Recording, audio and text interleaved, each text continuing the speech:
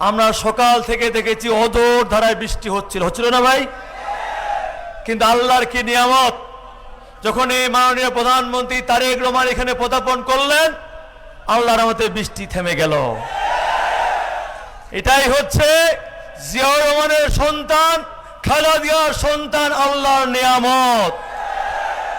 কাজেই আজকের এই অনুষ্ঠানের প্রধান অতিথি আমাদের গণপ্রজাতন্ত্রী বাংলাদেশ সরকারের মাননীয় প্রধানমন্ত্রী তারেক রহমান। উপস্থিত আমাদের এই কক্সবাজার সহ বাংলাদেশের রাজনীতিতে যিনি সংসদীয় কায়দায় যেভাবে আমাদের সংসদ সহ আমাদের বাংলাদেশের আইন শৃঙ্খলা সুন্দরভাবে সুনিপুণভাবে নিয়ন্ত্রণ করছেন, আমাদের মাননীয় স্বরাষ্ট্রমন্ত্রী বিএনপি জাতীয় স্থায়ী কমিটির অন্যতম সদস্য সালাউদ্দিন আহমেদ, উপস্থিত আমাদের সাবেক ছাত্রনেতা পানি সম্পদ মন্ত্রণালয়ের মাননীয় মন্ত্রী বিএনপির যুগ্ম মহাসচিব শহীদুল চৌধুরী সহ উপস্থিত আমাদের এলজিআরডি প্রতিমন্ত্রী শাহ আলম, বিমান প্রতিমন্ত্রী রশিদুজ্জামান মিল্লাত, বস্ত্র এবং পাট প্রতিমন্ত্রী শরীফুল আলম, পার্বত্য চট্টগ্রাম এবং ভূমি প্রতিমন্ত্রী মীর হেলাল সহ উপস্থিত এমপি বৃন্দ এবং অর্থবাদ নেতৃবৃন্দ, আমার সামনে সমবেত এলাকাবাসী, আসসালামু আলাইকুম। আমাদের লুথুয়া কাজল ভাই দাবি করেছেন এই খাল খনন সম্পূর্ণ হলে আপনার এখানে রেগুলেটর, অর্থাৎ আপনারা কি চান?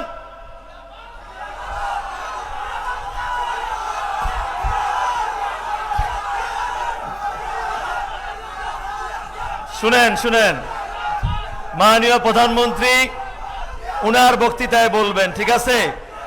আমরা পানি সম্পদ মন্ত্রণালয়, আমরা এখানে পানি যেন শুনেন কথা শুনেন একটা মিনিট, এইখানে যেন এই নদীর প্রবাহ, এই খালের প্রবাহ যেন থাকে এবং এইখানে যেন শুকনো মৌসুমে এইখানে যেন আপনার সেচ দিয়ে ওই যে 8,000 কৃষককে সরাসরি এবং 40,000 বেশি মানুষ যেন এইখানে সুবিধা পায়, তার জন্য রেগুলেটর এইখানে এই খালের মধ্যে নির্মাণ করব, এই কথা আমাদের পানি সম্পদ মন্ত্রণালয় আপনাদের বলে যাচ্ছি। অনুরোধ করি একটি কথাই, আমাদের মাননীয় প্রধানমন্ত্রী আজ থেকে 3.5 মাস আগে নির্বাচনের পূর্বে যে কথাগুলো বলেছেন, আজকে প্রত্যেকটি কথায় পর্যায়ক্রমে কাজে প্রমাণ করছেন। এটাই হচ্ছে শহীদ জিয়াউর রহমানের রাজনীতি, এটাই হচ্ছে খালেদা জিয়ার রাজনীতি, এটাই হচ্ছে বিএনপি রাজনীতি, এটাই হচ্ছে তারেক রহমানের রাজনীতি। শুধু অনুরোধ থাকবে, আমাদের মাননীয় প্রধানমন্ত্রী যে কর্মকাণ্ড, যে কাজগুলো করছেন, আমাদের প্রত্যেকটি নেতা কর্মী সমর্থককে গ্রামে গঞ্জে হাটে বাজারে প্রচার করতে হবে।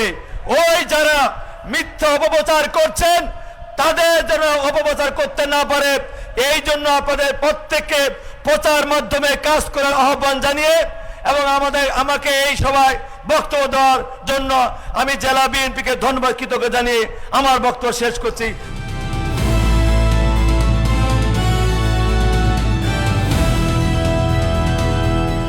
দিনাজপুর টিভি, মানুষের জীবনের কথা বলে।